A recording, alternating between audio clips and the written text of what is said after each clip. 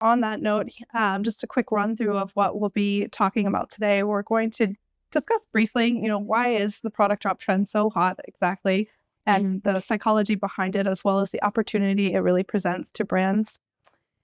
We're going to also dig into what are those mistakes that you can run into when running product drops, and then, of course, followed up by how to run a successful drop.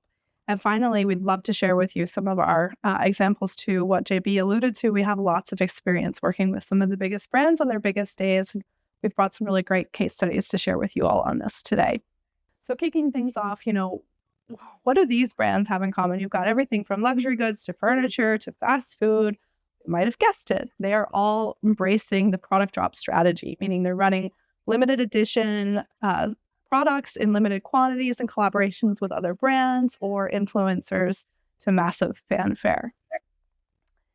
And I'm not going to read all of these stats, but drops are important to customers and brands alike. So I think the point I want to drive home here is that maybe people have the expectation that it's the retailers that benefit from this, but ultimately to be a fan is part of our identity sometimes. So product drops also offer this unique opportunity for a brand moment. 67% of consumers report increased brand affinity after product drops. So there you go. It is a benefit, of course, to the brand, but also something to be proud of and something you might identify with as a consumer. That taps a little bit into psychology, which we'll get to in a second.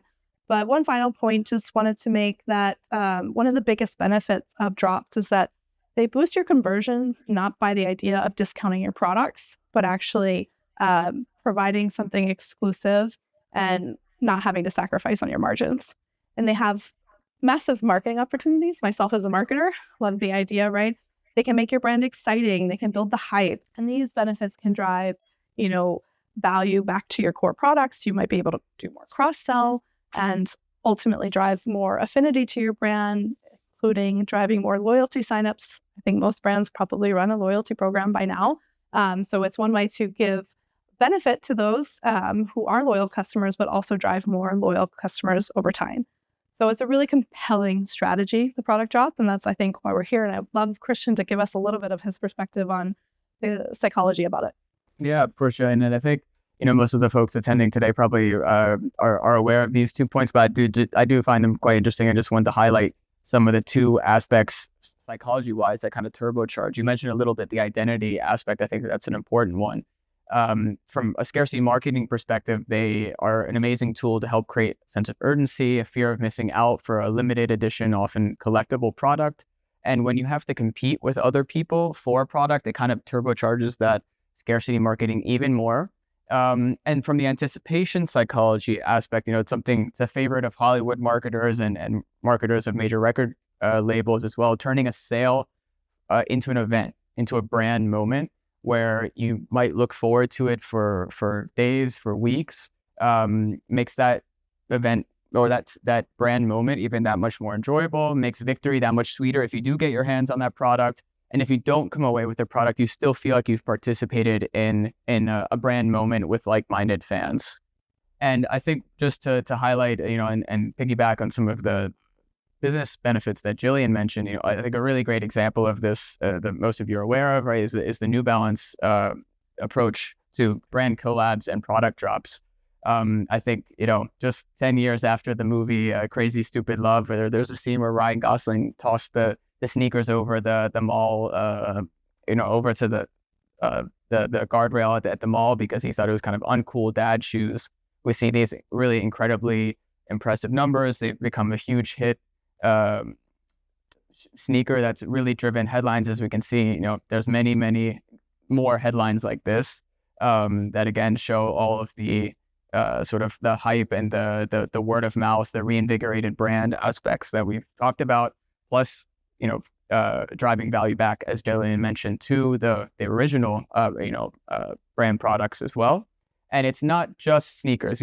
That's maybe the classic example, but Skims made $1 million in a minute off their drop with Fendi, rode the product drop strategy to a $4 billion valuation. IKEA drew overnight queues for their drop with Virgil Abloh and reclaimed the cool status with hyped home goods, and H&M driving massive crowds for their collab with the Giambattista Valli as well. Just a couple examples, right? There's many of these. So I know we often point to sneakers, but they're, by no means, and also as the slide that Jillian showed with the wide variety of brands, every from McDonald's to Levi's, there's really space for anyone playing in retail to and e-commerce in general to utilize the strategy. I think I would just add that even my 16-year-old niece has dad shoes. So Yep. Yeah, exactly. And that's the, in a 10-year flip and even just the strategy starting around 2018, right? It's really impressive what's happened with the energy around the New Balance brand. Well, then what can go wrong, right? We've talked about that these offer awesome opportunities for your brand. They're hard to get right? You're in a high stakes moment. So with high reward comes high risk, and they're not like ordinary sales. So even some of the biggest brands can mess them up. And why is that important? Well, there is this stat here that shows that 1 in 3 customers or consumers will be less likely to work with a brand after they've had a bad experience. And that number actually jumps to 92% if you get it wrong more than twice.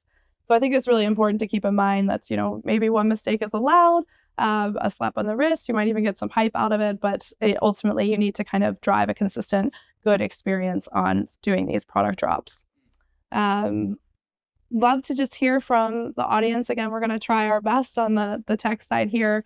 If there's any things you've either experienced as a consumer or as running drops, what are some of the challenges or problems you've encountered?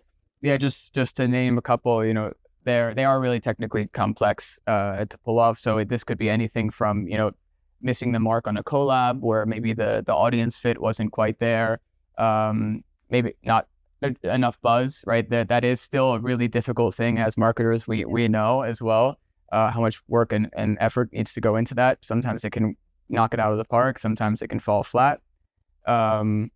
And just, on a maybe more of a technical execution side, I know we're speaking with the retailer a couple months ago who really struggled just from a technical perspective to launch the drop at a specific time. So there was only maybe like a 20 or 30 minute window where it's sort of a staggered release. And that also kind of deflates a little bit of the experience. So it's not easy by any means. There's a lot of technical aspects at play as well to execute them once you've built all of the strategy on the collab and the hype. Yeah. That's the point. It could go wrong in multiple different stages. It's the preparation. Did we do enough prep? It could be during the event, which can have like major consequences, and not learning from your mistakes. It's also one of maybe the biggest mistakes you could make. The first one that we have here, obviously, is table stakes. You're licensed to operate. So if you run into too much demand for your website and it crashes or your app crashes, this has a lot of consequences. So then all of a sudden you're making headlines for the wrong reasons. And we've seen dozens of major brands that have been brought down by product drops. So just from the standpoint of the drop being like a special activity, it's going to be more complex, more timings, maybe some processes that aren't well flexed, like, are the creative folks doing this and are the marketers doing that and are the technical people doing this? And so, the first evidence is either you over-prepare in a way and spend too much, and maybe that might not even work, or you under-prepare and maybe suffer some of those situations. And so it's interesting about, at least in our case, going through like a run book or preparation step ahead of time to imagine what could happen is part of preparing for a drop. But I think, I think it was already mentioned by Jillian, you get one chance, right? You get the first drop, it might not go perfectly. Now you're in the news, the second drop better go well. Moving to the next one. Christian, you want to share a little bit here? Overselling product is something that we hear from a lot of customers really struggling with. It's incredibly difficult to manage technically. Just as, you can see the example here, this was also from a couple of months that they sold twice the inventory that they had. And so what does that mean from a business standpoint? Okay, it means going back and canceling the orders. We talked about the anticipation psychology. Someone who's super happy that they got their hands on the product only to find out that they didn't, right? So it's sort of a brand hit. It's a lot of work on the customer support teams to do all of that and try and repair the hit to the brand as well. So it's a very difficult challenge to overcome as well. What's really interesting is that when a drop goes perfectly, like just perfectly, then it might be profitable. It might have the marketing impact, might, have the beneficial effects. But there's so many little things that can kind of nibble away at that efficiency.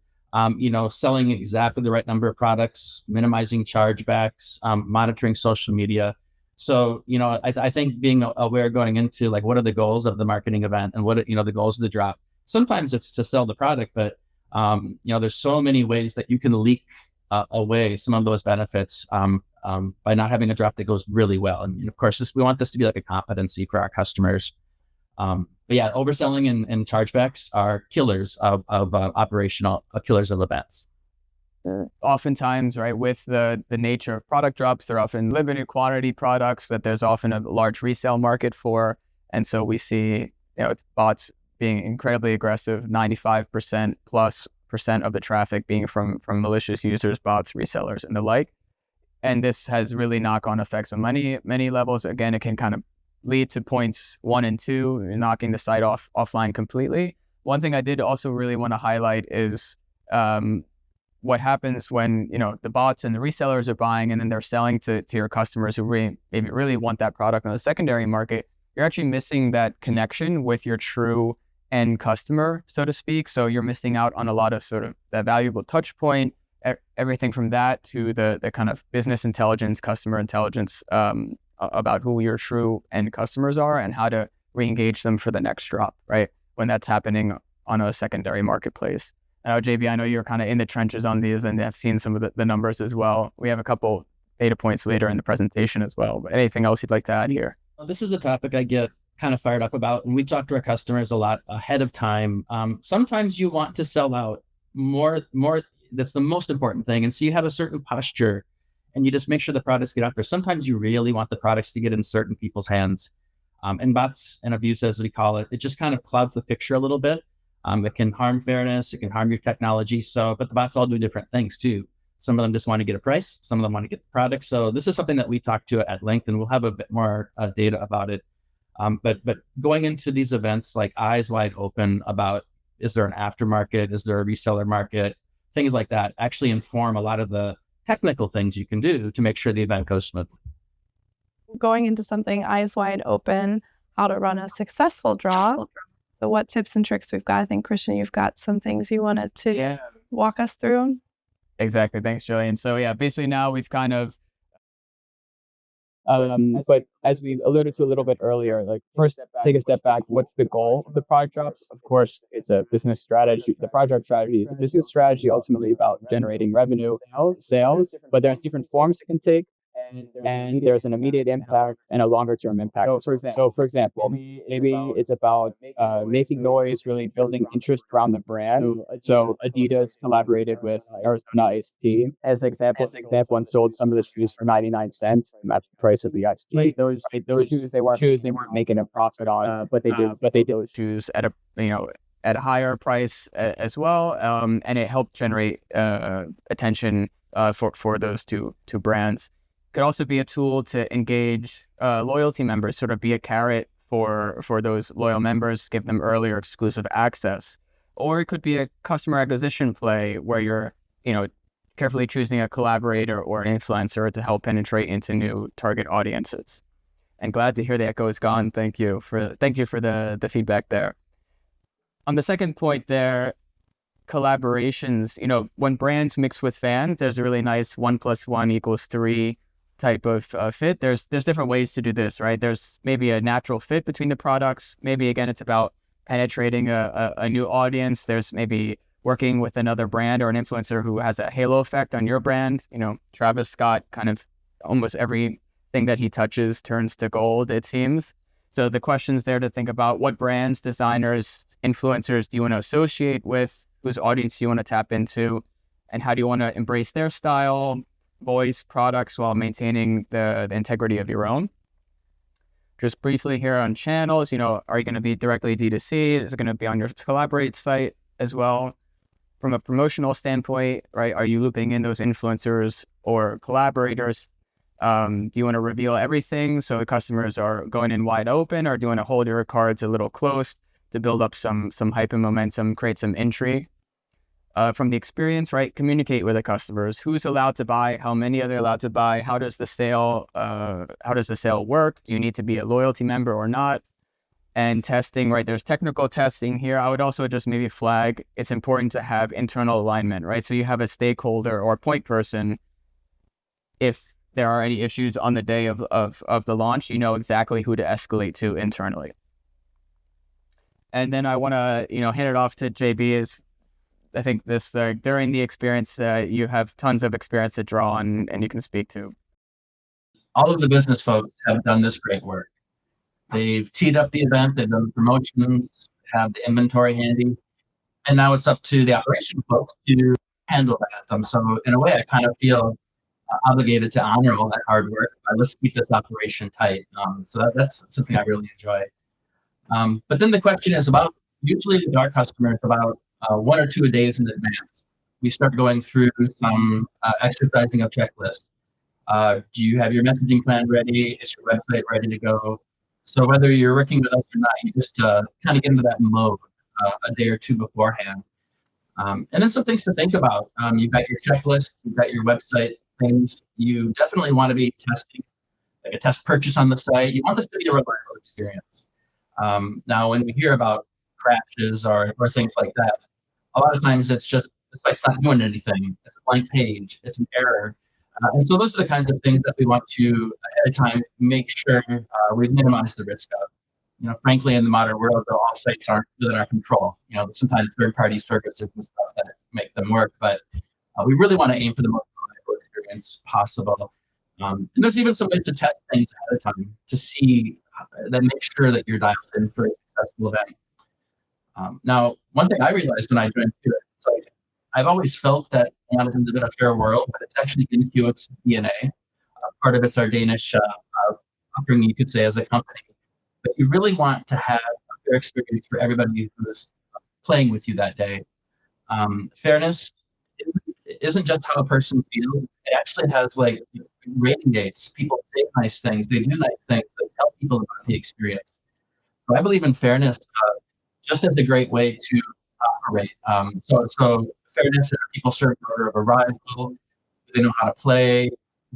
They have to pay a certain way, but making sure the whole experience is really straightforward for people. And then transparent. Let's say that people show up and a certain item is sold out. You don't have to wait for that item if it's not available in their size, or let them know what it is worth waiting if you still have a chance and you're going to wait 11 minutes or you're going to wait 40 minutes. I've even seen some really high demand events where the wait time is more than an hour, and people couldn't be happier. In the waiting room, they're excited. They're watching maybe an embedded video of the artist whose product they're about to buy. So just the idea of waiting isn't a bad thing. It's actually a really cool part of that experience. Like Christian had said, participating with the customer. One thing that I think is super important, and it's kind of built into our product, but not all companies use our product, is how are you communicating with the audiences? In our system, for example, while they're waiting, you can pipe information to them like, thanks for being here. Make sure you have your payment handy. If you don't have your password, you're going to need it. We're sold out of the green ones. We have the blue ones, but the idea of communicating into people in real time is part of the fairness, but it's part of this great experience that you're creating too with customers. And then exclusivity is interesting for me. There's many times where these dropped products, part of the reason for a drop might be you could only make so many of them. There's only a few hundred, a few thousand available. And so by their nature, there's a bit of exclusivity in terms of who's going to get them. But those are things you can plan for technically too. Are there people who, when they log into your site, because they're a loyalty member, they're going to see the product, but if they're not a loyalty member, they wouldn't? Or when they're arriving at the site, is there some kind of verification that they're on like the invited list or not? But the bottom line is we kind of talk through these things ahead of time and see that if we can create like the most marketing value out of this while we're trying to sell. And one of my favorite things I mentioned, while people are waiting and getting ready for the event, you can be showing them things. You can show them related products. My favorite example of that is we worked with a Grateful Dead and Nike collaboration a few years ago, these fuzzy yellow Nike shoes. And while people were waiting to get their name in the list to get a pair of these shoes, they were watching Grateful Dead YouTube channel, and they got like 1,000 subscribers just from those touches with their audience. So the bottom line is a lot of preparation goes into these events. A lot is riding on it. Collaborators might be watching, stockholders might be watching, the public is watching. And so part of having that checklist or that run book during the event is really aimed at reducing risk and making sure you have the greatest chance of success.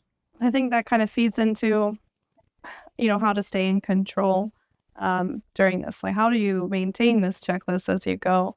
I think we kind of anticipated on going through a bunch of slides showing you how the QIT products really does this, but maybe in the interest of time, I'm looking at my team here, if we should maybe talk a little bit to this slide and then jump to the examples so we have some time for Q&A. Yeah, I don't know, James and JB, what do you think about just, spending 5-10 seconds on each slide just to walk through high level what someone might see? You being in control, you're running this event and you want it to go well. But if you zoom in, there's actually little things that you do along the way. With our system, for example, the traffic is arriving. And so you want it to go through the system as fast as you can handle it, but no faster. So there's that element of controlling the flow of traffic. As you see traffic happening, you might notice certain audiences out there that shouldn't be participating in your sale. It might be geographic blocks. It might be, you see some bot activity. And sometimes you can't really do anything about it until the event is over, but sometimes you can do some things during the event with that. Ultimately, like I say, delivering fairness and keeping people informed, not having people wait if it's sold out is a really big piece. And so as soon as you sell out, can you instantly redirect traffic to another place? Thanks for showing up. Today's over. By the way, next week we're doing it again. Please come back. Here's a 5% off coupon. Whatever you would do to reward people who are showing up that day of the event. But also, the idea of people are showing up. It's like, is this an interesting item? And to see all of this activity, to see the countdown timer, to see a spot in line, it's proof that other people are there with you. In the olden days, you'd see people outside of the door of a store lined up waiting to get in for the doorbuster deals. But on the internet, you can't really see that stuff. So instead, you see things like inventory being sold and countdown timers and spots in line and all of that. And then the big thing about all of this is, the sale, hopefully it goes great. Hopefully maybe there's some things to learn about it, but you got to be capturing data along the way about customer experience, about how the technology performed. Yeah, in a way, we're always good in getting better. So there's always things to learn from these events around either things you can maybe change in the moment, but also things you want to do for the next big event. And I think what we have here are just a couple of screenshots that kind of illustrate that experience. And so however you may do this, sometimes companies pop up a maintenance page, like our site is being worked on in preparation for the drop. We have kind of a similar concept, which is before the event, what would you show people who are coming to check it out? And so we can have something pop up. In this case, you can see this is the stuff that's going to be on sale really soon. Maybe they're getting text messages or emails about it. But the idea is that immediately they're starting to get a sense of what the offer is and the excitement and the collaboration that might be happening with the product. And then we get down to the countdown timer. So whether it's our system or other systems, the beginning of the sale is as the countdown timer starts to happen. People know they're in the right place. They want to have their cup of coffee or their wallet handy or their credit card. And basically, there's different ways our system can work. But ultimately, when the countdown hits, it means the product is available. And maybe you've been assigned like a random spot in line or something that's fair. Now moving into the sale, then we call this the informed wait. And I mentioned, I'm so happy and I value so much the idea of fairness and everybody playing by the same rules, that sharing information with people is a huge piece of that. Right here, for example, the person sees their spot in line, they can see the shoe sizes that are still available. That real-time information, I would just say in my experience here, that's probably the best way to stay out of the news, have people not know what's happening, is by telling them what's happening in this system right here as they're going through it. And then ultimately, you might be showing them the site, so they're through the waiting room. They don't even know sometimes that they were actually in the sliding space being flowed to the offer page or the product page. But ultimately, the experience can look the same. And all of a sudden, the add to cart button is there. The person was ready. Their payment method is handy. They click on that and they go through the purchase journey. And hopefully, we've knocked down a lot of bad actors and abuse and bots in the process. So it should be just humans clicking on this page. And then lastly, the idea of after. So people might come check out the site before, during, or after. And after, you really want to say, hey, you've taken time out. Thank you for being here. By the way, today's sale is gone. And then you might say, sign up for the next, or for a notification for the next event. Next Tuesday, we're doing this or that. But if you just think of the drop as the moment the products are selling, you're kind of maybe missing a little bit of the scope and the opportunity, which is the whole before, during, and after event. And so our after pages right here can stay active even for like several days. While people might learn about the offer late, they go check it out. They see the sale is over, but they also know how to get on the list of people who will be notified about it next time. So that's an example of our, kind of the life cycle of a drop, you might say. And sometimes it happens in 3 minutes. Some sales actually expire in that quickly or sell out. And sometimes it might take 30 minutes or an hour and a half, or even a day. It depends on the type of item that's being sold, the price point. And then afterwards, so this is where we put our hat on. It probably went great. Hopefully it went great. There's always things to learn. We'll look at the data and some of the questions might be, did we sell all the products to the right folks, like in our target market, people that we wanted to, or did we see things popping up on the reseller sites? And so we helped like check the social media, see what kind of sentiment there was out there. My favorite metric, like how did the sale go, is just look at the sales. Did the sales happen at the speed that you wanted? And did you sell the right numbers of products? Because so many things kind of radiate from that. An overselling or underselling is kind of a place you don't want to be. So I really, KPI-wise, did we sell out? Did we stay out of the social media for the bad? People don't get something. They still can go there and say, wow, I was so close, it was fair. They might not be happy, but being well treated actually goes a long way. So you check those types of things. You see a loyalty program sign up. So the cool thing about drops is it's as Christian mentioned, a way to participate with the brand, and a good drop experience, or even where you didn't get it, but it was exciting. You might say, next time I'm gonna. So you put an email form there, you get somebody's name into the loyalty list, and you make them part of the promotional process next time. Part of our system, and I know systems, there's different ways of approaching this, that when an event is happening, that dashboard of the activity can be shareable with partners and stakeholders. So they can actually be watching the inflow of traffic, the orders, and all of that in real time in the monitor. But there's always an element with these drops of having to report to people, could be marketing team people, other folks. And so you definitely want to be able to do that. And then basically getting ready for the next event. That's my favorite part, is how did we do? And let's get ready to do again, because business is business. Yeah, speaking of, we have a great checklist kind of going through some of the things we just spoke about, plus some more. So I know that JB just covered a lot of ground. But if it's something you'd be interested in, we'd love to send you a copy. Just let us know. Yep. Great. Yeah, exactly. That's right, Jillian. And we realize we're getting close on time here, but we're hoping if you can stick with us, then we have a couple, some customer examples that we can share. But just jumping in some 3 kind of drop examples and benefits of that control aspect that JB spoke to a little bit. So the first is a Japanese brand called Hillsfield. Quite cool. They do outdoor recreation activity, camping, etc., and they employ the product drop model. In this case, was for this really cool pint glass that they had a famous artist that they collaborated with on.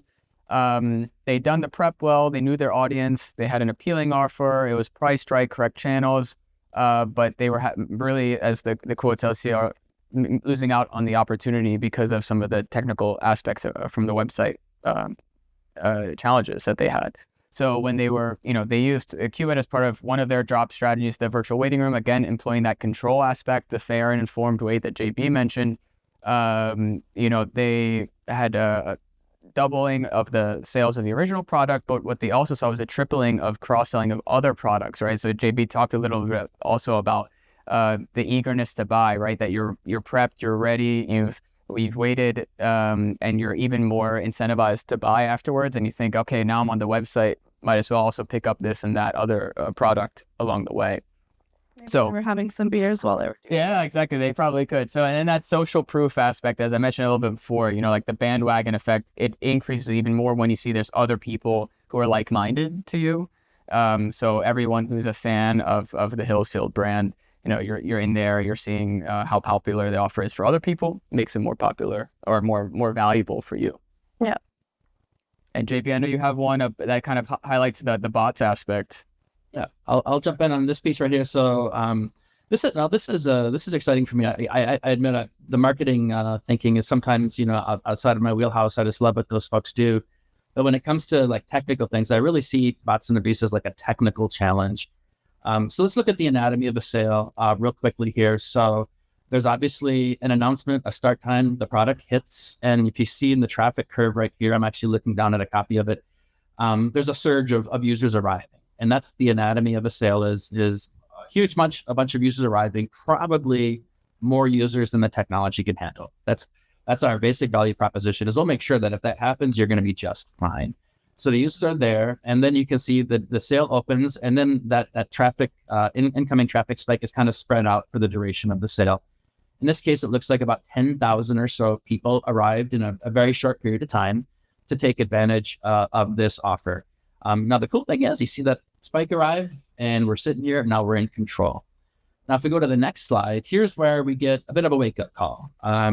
You see that tiny little green mountain in the very bottom left under that big spike? That was the real folks. That was the real people who came that we invited to enjoy the sale. The dark green, all the big stuff is the bots introduce noise. And this is probably very typical. I've seen sales where more than 99% of the traffic that arrived initially was bots. And these are, sometimes simple scripts or something trying to snag the product or check out the price. Sometimes the bots just want to make your site slow. They don't like you as a company and they want another company to look better. But there's various reasons these bots are doing what they're doing. And so sometimes you can do things like, that looks like a bot, we're going to slow it down. And we're not really an anti-bot company. We're a pro-human company. We're a fairness company. So our tools work a little differently. We want to slow down and stop some of the real junky bots, but we really want to find the humans and let them move through. Therefore, this particular sale used a mechanism we call invite only, where the people who should be arriving at the offer could just say, hey, it's me, here's my email address, verified, and they can flow through the sale. Whereas all the bots and all the other folks who were trying games and weren't invited to this particular sale wouldn't have been able to get through. So whether it's technical tools that are blocking the bots or whether we use like an identity component, like an invitation, the bottom line is in this case, you can just see how successful this drop was at getting the products in the hands of the intended audience, probably loyalty members or people who were invited. And then I guess here's kind of a roll up of that. You can see how many attempts there were. Like we see many times where there's hundreds of thousands or millions of bot attempts against products. It's very easy just to have a bot script to do things many, many times. And only 26,000 actual people that went through. And so this is something that we're seeing more and more, which is, the bots showing up, they want the thing, and a combination of tools and approaches actually lets you shine light on the most important group and get those products in those people's hands. Those are the ones who are going to go to the social media and say, look what I got. You need one of these too. The people who really love the product. So I love it when we do a good job against bots and abuse. Agree. Yeah, I was gonna say that's a great example of that product drop strategy, but employed to those who are really the fans of the brand, right? And keeping those connections and relationships alive there. And just lastly, I'll speak to Rapha. They're a company that I was able to speak to as part of the detailed case study. Really cool brand out of the UK, focused on really nice mission of making cycling the most popular sport in the world. They also make great cycling attire, and they were working with an incredibly popular streetwear brand on an upcoming collaboration launch. They knew this was going to be really, really orders of magnitude levels of interest and demand higher than what they typically see for cycling, because they kind of got into that streetwear space. We talked about the brand collab, right? They were trying to penetrate into that new audience. They knew that was going to be a lot of interest in it, and they knew that they needed to gate access first for their paying customers. They have a Rapha cycling club where you pay to become a member. One of the perks of that is getting early access to collaborations like this. So they needed to make sure, several things going on, that the site stayed up, that they were able to deliver that tiered access. And I think, this image here shows really beautifully that kind of two-step approach. So in the green line here, this is the number of, this is the chart is showing the customers waiting in the waiting room. So they had two waiting rooms set up. And right at 11 a.m. there, they were opened the members' waiting room and gave access to all those members. And you can see that kind of trickle down to about zero about in those 45 minutes, at which point they were able to, they had made sure that the loyal members had all gotten a fair chance to buy, and then they opened up to the general sale, to a general public rather, to sell through the remainder of the product. And they actually did this 3 different times in Tokyo, London, and New York time zones, together with the partner that they were working with. So really technically complex, and they were able to pull it off with great success while delivering that promise to their loyal members, which we can see on the next slide. The customer speaking to being able to achieve the goal of delivering that enhanced experience for the loyal members and pulling off successfully. When we talked about opportunity, you saw that in that dual waiting room, that there was actually more people that weren't part of the paying loyalty member base waiting. And that was an opportunity also to say, hey, have you checked out that we have this great loyalty program? You'll get early access to something like this in the future. So I think it's also an opportunity that this unique kind of setup has to offer as well. So JB. Great point. Yep. And I've already said something with my favorite, and so that wasn't true. This is actually my favorite. I like favorites. So really, this is when we buy things in life, it's to create benefits or maybe to help us do something or achieve something. And so with our solution or other approaches to handling drops, you get the technology, but a lot of know-how kind of comes into play too. And ultimately, is it something that we're going to get good at? And we've had many customers come to us and they say, hey, the business calls us in the morning and we've got a restock and we're going to do a drop like with 30 minutes notice. And it's always like all hands on deck. Or we have clients that say, we only do 3 drops a year. That's pretty much where we make all our money, and they have to go super well. Or we have a customer that says, we've never done a drop before and we're terrified of it. We just want this to kind of go away a little bit, be successful and go away. And I guess in my mind, I'm thinking, what if drops becomes comfortable? What if you have the tech and the know-how such that you can execute it well? And then you basically, when it's over, you're just reporting to the business and you're kind of saying, great, what's next? And my favorite part of this is actually, not the idea that things are going to go wrong, but the idea that we become very valuable to the business. The marketers dream something up and we say, we can do that. And it's, like I said, a blend of tech and know-how. And our onboarding process kind of aims toward, building this kind of confidence. So maybe we can go to the next slide. I just like the idea of a unhappy face going to a happy face. But that's pretty much it, is do you end up having the confidence at the end to say drops are now an asset and a mechanism our business can run competently. It feels great when we can get there. And that's pretty much our job with our onboarding, is to help our clients get to that point. Thank you so much, JB. I think you have many favorite things about IKEA, which is why we brought you on today, because you're so passionate about the customers we help. Speaking of how we can help, we'd love to offer you, a strategy session, just a quick connect to understand, is Kiewit a great solution that could help you on your product drop experience? It doesn't have to be super formal. We'd love to offer just a quick chat and go through some of these things like we did today. If you're completely convinced or just curious and want to see a demo of the Kiewit platform, happy to offer that. If you'd like the checklist, we are also happy to send that. And of course, if you're good for now, we're okay. I hope you will come back for our next webinar. Conscious that we're over time, kind of prep on the questions side. I think if we get it started, we have a first really easy one. Does the waiting room work in apps? I think yes. I'll take that. The answer is yes, but JB, I'll maybe allow you to elaborate on it. Yep, I'll take that's the tech one. Yeah, so we can. That's actually really important because more and more companies have multi-channel, multi-device audiences. And so there really isn't one tactic that kind of hits, all the nails on the head. And so we have approaches that can work on the web servers themselves. And then we also have approaches for the mobile apps and different flavors. And we go through that during onboarding. But definitely we have mobile apps, and we do. And it's an important part of how you create those great customer experiences. You've seen some companies run drops as raffles. What's kind of the trade-off here? I know we've had a discussion about it, so I wanted to give the audience our insights on that as well. Yeah, I can maybe first take a stab at that. So, the user flow that JB walked through with the countdown timer and then the randomization into the queue. I kind of see that as a live raffle. It's still doing something where there's that coherent sort of brand moment that everyone's participating in together.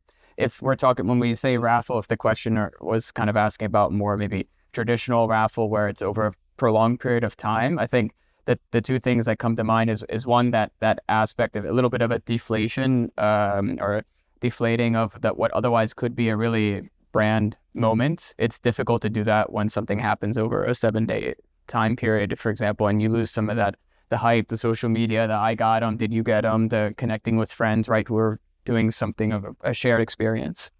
And the second point I'd maybe make too is some of the transparency aspect. JB mentioned a lot about the informed aspect, these sizes are still available, etc. Sometimes I'll just speak personally. Sometimes when I fill out a survey, it says you enter for a chance to win something or whatever. I always wonder, like, is that just a message? You kind of enter it and then oftentimes you never hear back, right? So it's kind of like, did they even end up picking the winners, or who ended up, you maybe forget about it a little bit, and it doesn't seem as transparent as I'm number 100 in queue, and my buddy, I can see he's number 50 or whatever. That, of course, there's many different approaches to it, and there's different, advantages and disadvantages depending on the business case. Maybe that's something you can elaborate on, JB, from your experience. Sure. I guess, everything kind of has its time and place, and I would do a raffle if I had like an audience that were in lots of places and I wanted to kind of collect things over time, like you said. And then at some future point, say, okay, here's the folks who are going to get the thing. I can see that being a nice way to do like a contest or something like that. But when it comes to our business, I see a raffle as a way to take traffic off your site. I want traffic on my site. We spend a lot of time to get it. And then when I have folks in those real-time moments, I can do things like, oh, you like this, you might like that too, or engage them in other ways. It's not always about generating buying moments with people. Sometimes you just want people to have a positive experience and want to share it with their friends. And so I can do that when they're on my site, which my marketers have spent lots of time helping me design well. So I personally wouldn't use raffles because I think it's a way to get traffic off the site and get the relationship parked in a different place. But let's say that there's, a tool for every need. Keep it in the tools, but if you want, website traffic and hype, I think that's by definition things that happen in the moment, and then the peak traffic that results in that excitement, and then a way to deal with that. That's how I look at it. I think it's a really good point. You mentioned how much time you spend trying to get people to the website, but you also spend a lot of money to get them there, right? So it's a resource heavy / budget heavy endeavor, right? So as a marketer who's run websites for many years, yes, absolutely. Optimize every opportunity you can to give a great digital experience. Okay, we are definitely over time. We have a couple more questions here that we can run through if anyone wants to, or we could sign off here and follow up offline. I could just see there's one last one maybe about disadvantages to product drops. I'm trying to think of, obviously, I think it's a really solid business strategy, and some of the challenges that we spoke to earlier might be, some of the disadvantages around with the product drop. It's often a limited quantity product, and so there are those bots and resellers, right? That JB showed some of the slides there, and I think if customers, if that challenge isn't quite met, and customers feel like they're kind of taking L after L after L, and that can drive a wedge a little bit between the brands. So I think it is, if there is a lot of a big resale market and there's a lot of bots and abuse, that is, first top of mind, an important thing to address if you want to keep the connection with the loyal customers. I don't know, JB, if you have any other thoughts on that one. Well, drops tend to be high profile, high stakes events. And if you can't do them well, then probably stop doing them because there's probably stakeholders and other groups that are like, we want to do better at it. So if we're not able to turn drops into a comfortable competency, then I think that's a big risk of drops. I've even heard of drops don't go well affecting stock price, or a collaborator gets mad.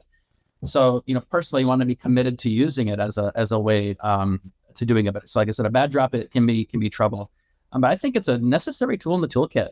You think about the different ways you can market. There's doorbuster deals, there's drops, there's different campaigns you can do. Have it in there, especially if you have a product that's highly desired, maybe comes out in a short inventory run, or is really a differentiator for your company. A lot of times our companies seem like the same as other companies that do stuff, and a drop is a way to say that that's not true. Here's why it's great to participate us and why we're unique. So, the disadvantage, I would say, mostly be treating drops as an exception that is really hard to manage, as opposed to turning it into like a comfortable competency. At that point, I only see advantages from having it in your bag of tricks. Awesome. I think that's a perfect note to end on. I just wanted to give a huge thanks to everyone who stayed on the line, has been through this technical kind of clip with us. So thank you so much for joining. We will share the recording when it's available. And I hope you, on behalf of all of us, I hope you all have a really great rest of your day.